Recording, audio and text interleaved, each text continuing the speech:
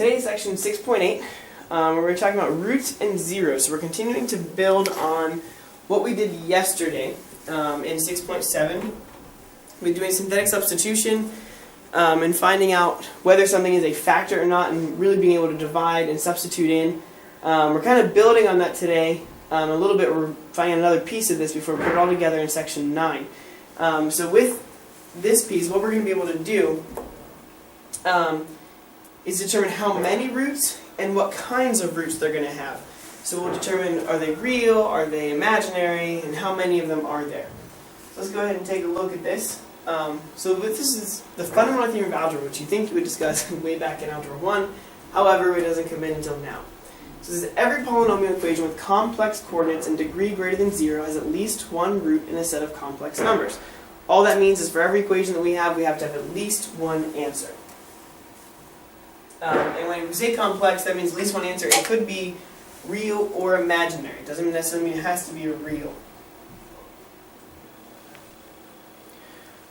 Okay, taking a look at example number 1 here. We have some equations that we've solved before, similar to what we've solved before, and they want us to state the number and type of roots. So when we look at this, we're going to factor this just like we had before. So we're going to have this factored as x minus 4 times x minus 4 is equal to 0. So then we have really the same thing twice. So I only have one root, and it's going to be x equals 4. Well, does it have an imaginary number? It does not. So we have 1, and we're going to call it a real root, because it's not imaginary, so we have one real root. Now, let's take a look at x to the 4th minus 1. We can do here kind of what we did yesterday, or 2 days ago, and 2 lessons ago, when we had the, when you wrote different things, like the 4th was x squared squared. So I can rewrite this as x squared squared minus 1. So I'm looking at a difference of squares. So we have x squared minus 1 times x squared plus 1 is equal to 0.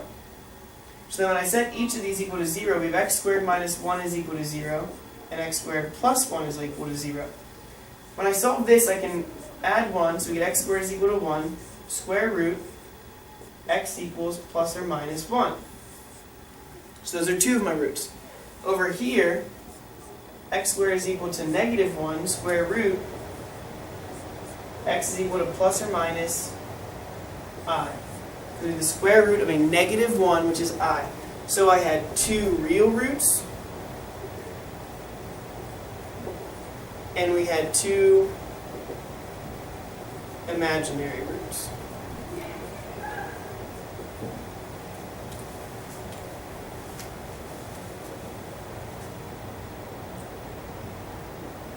So now we have the corollary to the fundamental theorem of algebra.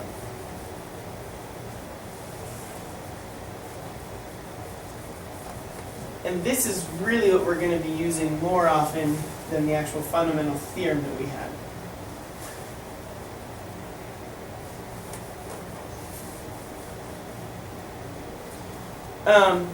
So what this means is whatever the degree is, that's how many roots you're going to have. So if I have something to the 3rd, something to the 4th, that means we're going to have 3, 4, whatever roots.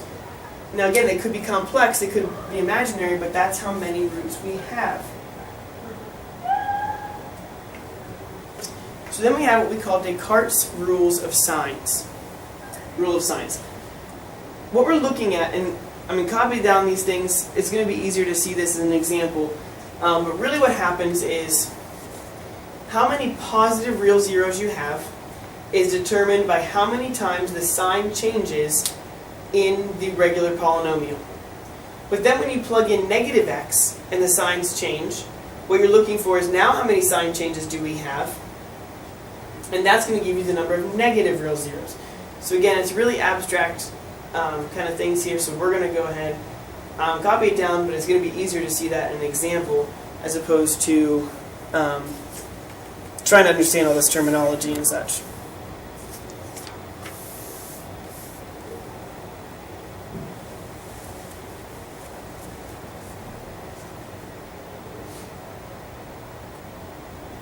So all they want to know is how many positive, negative, and imaginary real zeros are we going to have. So when I look at this, we're going to end up with, so what I want to do for my positive ones,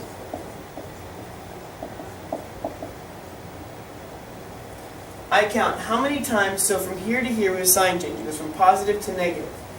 Okay? So from here to here, and I usually just put little arrows to signify. From here to here there's no sign change. So we're going from negative to negative, no sign change. Negative to positive, here's a sign change. Positive to negative, here's a sign change. Negative to positive, here's a sign change. So how many sign changes? We have 1, 2, 3, 4 sign changes. So positive, we could have 4. And then we go down by 2's. And I'll explain that here in a minute. Or we could have 0, or we could have 2. So we have 4, 2, or 0 possible positive real zeros. Now to do the negative version of this.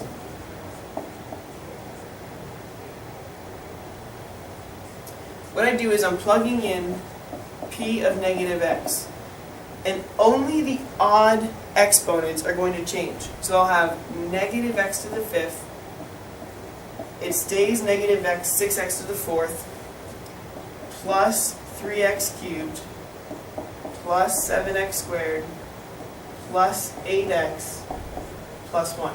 So only the ones with odd exponents does the sign change out front. And we can go over that another time as to why that works that way, but for now just kind of know that that's how that works when you're doing the negative version of this. So to find the negatives now, negative to negative, no sign change. Negative to positive, we have a sign change. So there's 1. Positive to positive, to positive, to positive. There's only one sign change. So we have 1 real negative 0.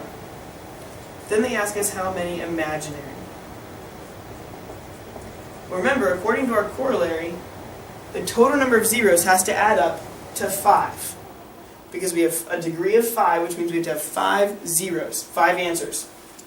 So what we do is, remember, imaginary come in pairs, because you have both the plus and the minus version. We've talked about that before. So you have two; those come in pairs. So you can't have just 1, you have to have 2, which is why these go down by 2's, depending on these imaginary. So if I have 4 positive, 1 negative, that's 5, I would have 0 imaginary for that instance. But if I only have 2 positive and 1 negative, that's 3, which means I'd have 2 imaginary.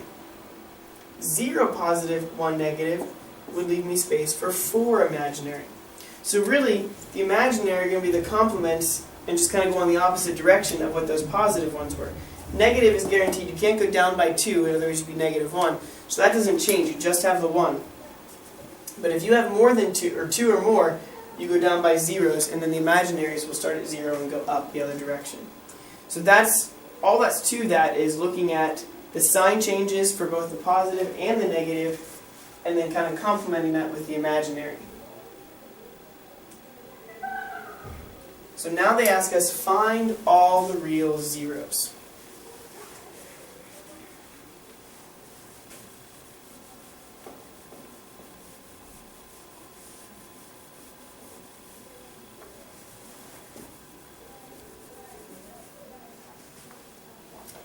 So first we have to start with finding out how many of each we're going to have.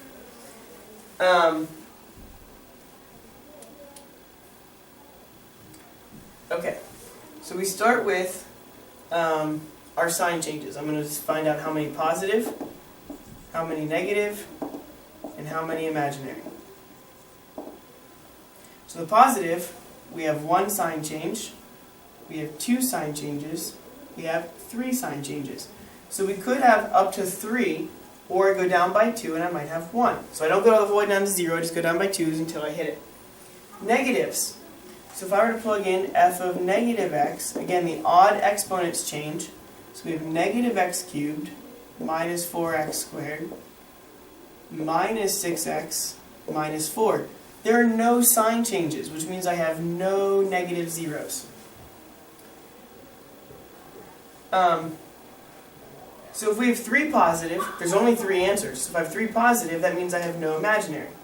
But if I only have 1 positive and no negative, that means I could have 2 imaginary. So those are my options. And now it's my goal to find out what are those answers?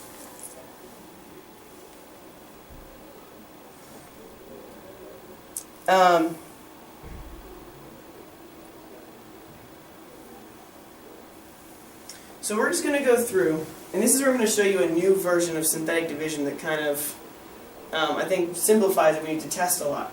So I'm just going to go through and test some values of x and see which one gives me 0. So remember, what we're doing is we're plugging in values for x, and I want to say, if I plug in x equals 1, I want to get a 0, because that means if the answer is 0, that means it's in the 0. So I want to test a bunch of values. So I'm going to test 1, 2, 3, 4. We're just going to go through and see which ones work. I'm going to do synthetic division in this chart. So all the coefficients that I would normally write for synthetic division, I'm going to write across the top here. And the first column just comes down, and I bring that one down the whole way. Now I'm doing synthetic division, so remember, you multiply and then add. So 1 times 1 is 1, plus negative 4 is negative 3.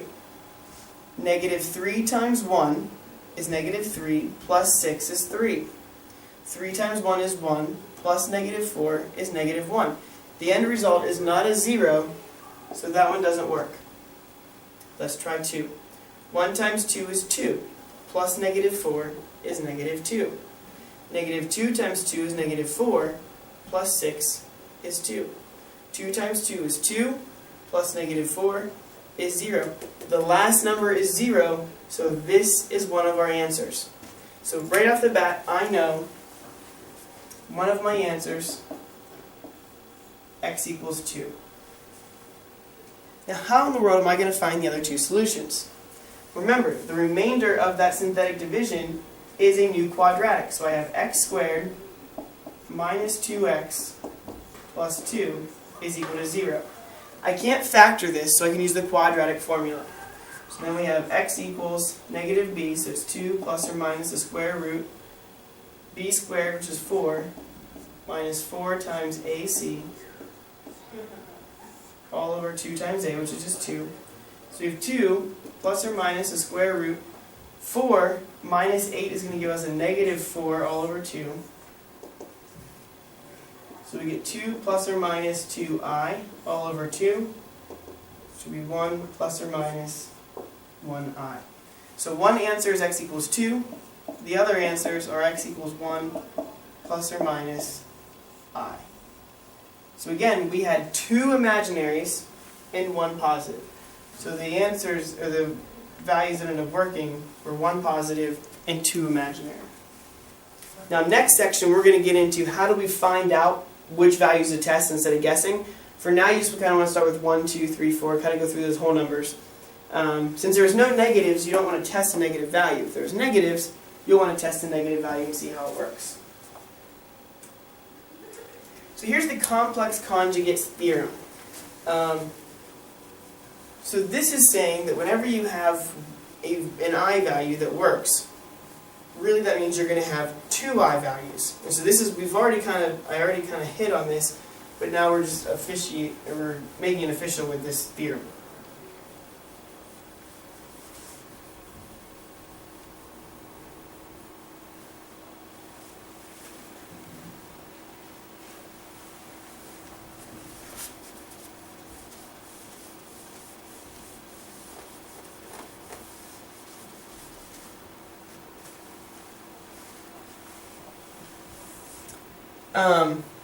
So this theorem simply says that imaginary roots come in pairs. If you have 1, you will have 2. If you have 3, you will have 4.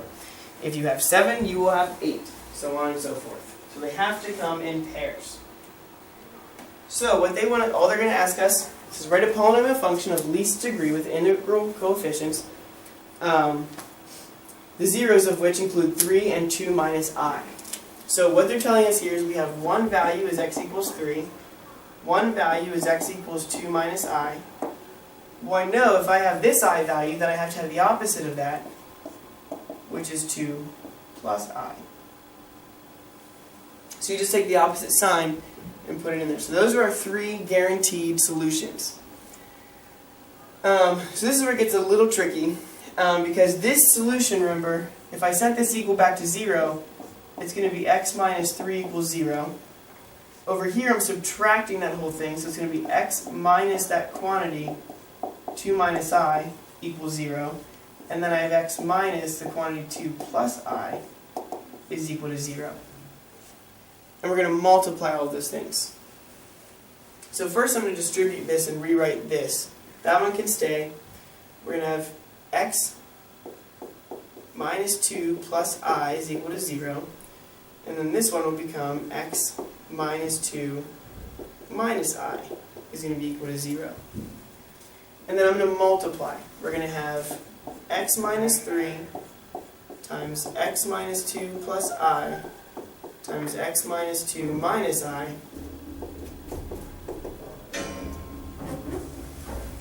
and I have to distribute all these things. So we've done this before, we have to do it again.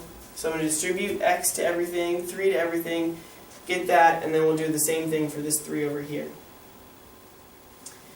So we have x times x gives me x squared. X times negative 2 is a negative 2x. X times I is just xi. And we have negative 3 times x is negative 3x. Negative 3 times negative 2 is a positive 6. And negative 3 times I is minus 3i. And then we still have the x minus 2 minus I. Let's simplify here. So we're going to have x squared minus 2x minus 3x gives me minus 5x plus xi minus 3i plus 6.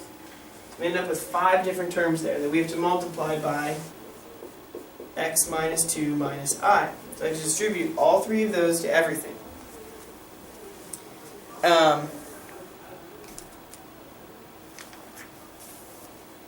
So let's go ahead and we'll go through this. So x times x squared gives me x cubed. X times negative 5x is a negative 5x squared. X times xi is x squared I. X times negative 3i is negative 3xi. X times 6 is 6x. And we have negative 2. So negative 2 times all of them. So I'm not going to read off all these things. You can see what I'm doing.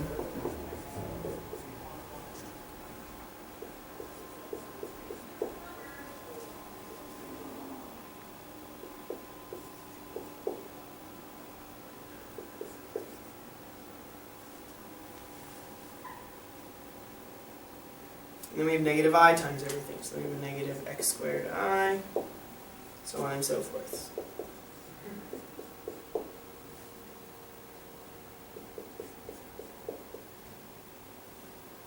And I'm going to go down here just so I can stay inside your screen. So we have plus 3i squared.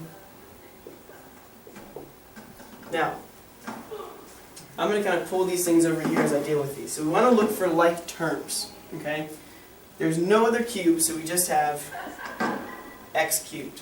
Okay, so now I've dealt with that one. Then you want to look at just the x squareds. So we have minus 5x squared minus 2x squared is minus 7x squared. And that's the only one we have. We have minus 7x squared. So I dealt with this one, and I dealt with this one. So then I'm going to go through and just look for the x's. So plus 6x. And that's it. So we have plus 6x. So that one's gone. Then just my constants, I just have a minus 12 down there.